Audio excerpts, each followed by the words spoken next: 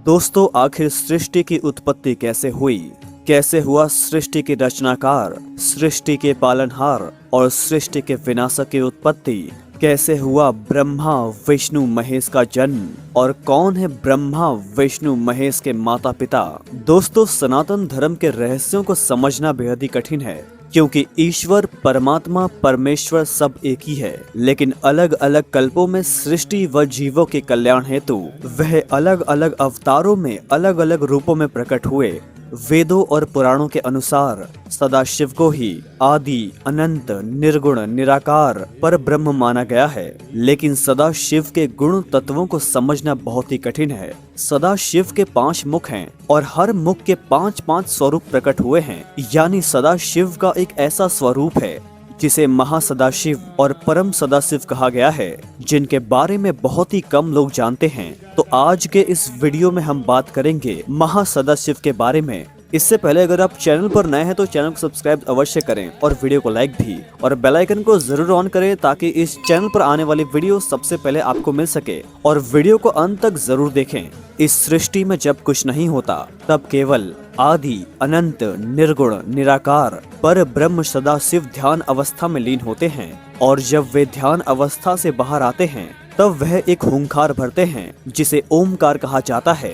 उसी ओमकार से माँ आदि शक्ति की उत्पत्ति होती है, और सदाशिव और माता आदि शक्ति के मधुर मिलन से ब्रह्मा विष्णु महेश की उत्पत्ति होती है, जिसमें ब्रह्मा जी को सृष्टि की रचना का काम दिया जाता है, श्री हरि विष्णु नारायण को सृष्टि के पालन का काम दिया जाता है, और महेश यानी शिव को सृष्टि का संहारक माना जाता है। और ये चक्र हर एक कल्प में ऐसे ही चलता रहता है। और इस सृष्टि में अनेकों ब्रह्मांड है, और हर ब्रह्मांड के अपने अपने ब्रह्मा विष्णु महेश होते हैं, लेकिन पर ब्रह्म परमात्मा सदाशिव पूरी सृष्टि में एक ही हैं, जो कि आदि, अनंत और स्वयंभू हैं। जो इस पूरी सृष्टि को चलाते हैं वही ईश्वर और वही परम तत्व हैं। सदाशिव के कुल 5 मुख हैं, और वही हर कल्प की शुरुआत में अलग अलग स्वरूप धारण करते हैं। सदाशिव के 5 मुखों में से पश्चिम दिशा के मुख को सद्योजात से जाना जाता है, उत्तर दिशा के मुख को वामदेव से जाना जाता है, दक्षिण दिशा का मुख अघोर है, पूर्व दिशा का मुख तत्पुरुष है,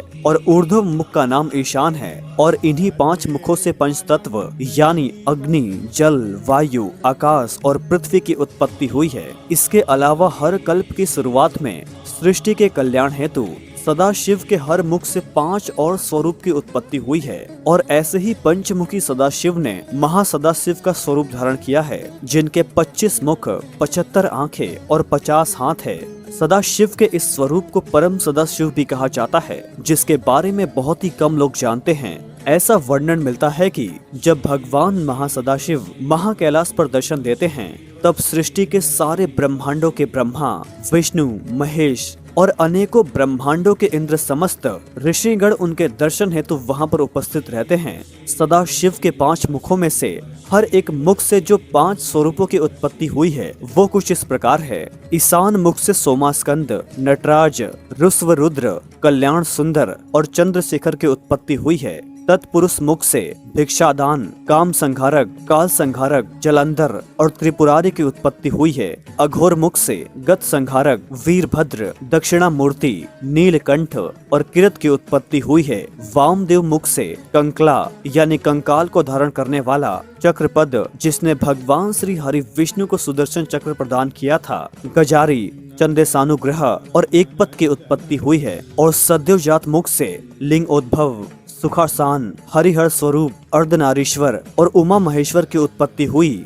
इस प्रकार सदाशिव ने अपने 5 मुखों से 25 स्वरूप उत्पन्न करके महासदाशिव का स्वरूप लिया, जो कि अलग अलग कल्पों में सृष्टि की शुरुआत से लेकर और सृष्टि के अंत तक सृष्टि और जीवों के कल्याण हेतु लिए गए रूप हैं। इस स्वरूप में भगवान के वाम भाग में आदि शक्ति विराजमान है, और महासदाशिव ने अपने 50 हाथों में ब्रह्मांड के सारे शस्त्र धारण कर रखे हैं। अगर आप सदाशिव के इस महासदाशिव स्वरूप के दर्शन करना चाहते हैं तो इनका मंदिर तमिलनाडु के कन्याकुमारी से लगभग 11 किलोमीटर दूर सुचिंद्रम गांव में है और तमिलनाडु के कांचीपुरम के सुरंगेश्वर मंदिर में भी मौजूद है। हालांकि महासदाशिव की मूर्ति मंदिर के अंदर स्थापित नहीं है, ये मंदिर के ऊपर की गई कलाकृति के रूप में ही मौजूद है। तमिलनाडु के और भी मंदिरों में ऐसी मूर्ति हमें देखने को मिलती है।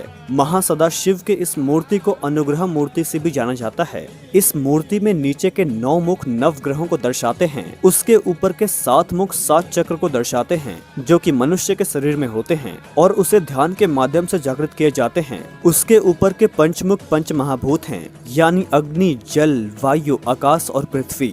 उसके ऊपर जो 3 मुख हैं वो दिमाग, शरीर और आत्मा को दर्शाते हैं और सबसे ऊपर का एक मुख ईश्वर की एकता को दर्शाता है, यानी ईश्वर परम सत्ता, परमात्मा एक ही है।